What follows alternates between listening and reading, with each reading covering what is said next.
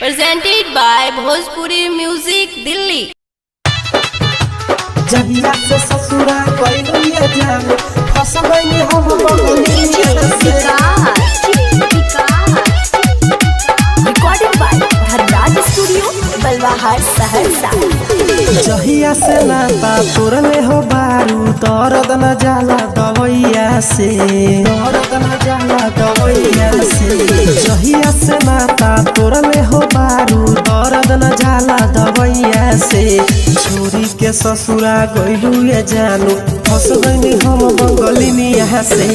जहिया से ससुरा गइलू ये जानू फंस गइनी हम बंगलिया से जहिया से ससुरा गइलू ये जानू फंस गइनी हम बंगलिया से फंस गइनी हम बंगलिया से हमरा के जान तू भूल त गइलू तब काहे दोसरा से शादी रचैलू हमारा के धोखा देके चलत गइलू हमके छोड़ पियावा के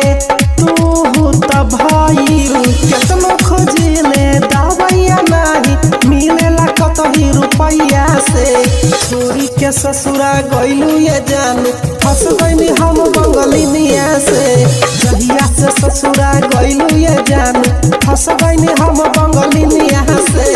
फंस गइनी हम बंगलिया से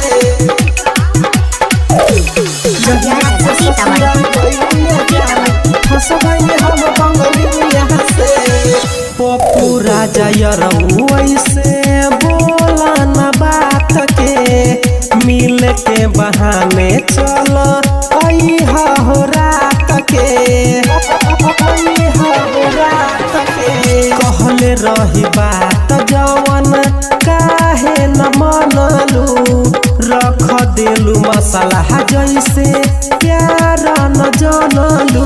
पाठक में समाज ले ओठ के तलैया से छोरी के ससुरा गइलू ये जानू फंस गइनी हम बंगलिया से जहिया से ससुरा गइलू ये जानू फंस गइनी हम बंगलिया से जा तो हम यही जगह फंस स्टूडियो बलवाहट सहरसा।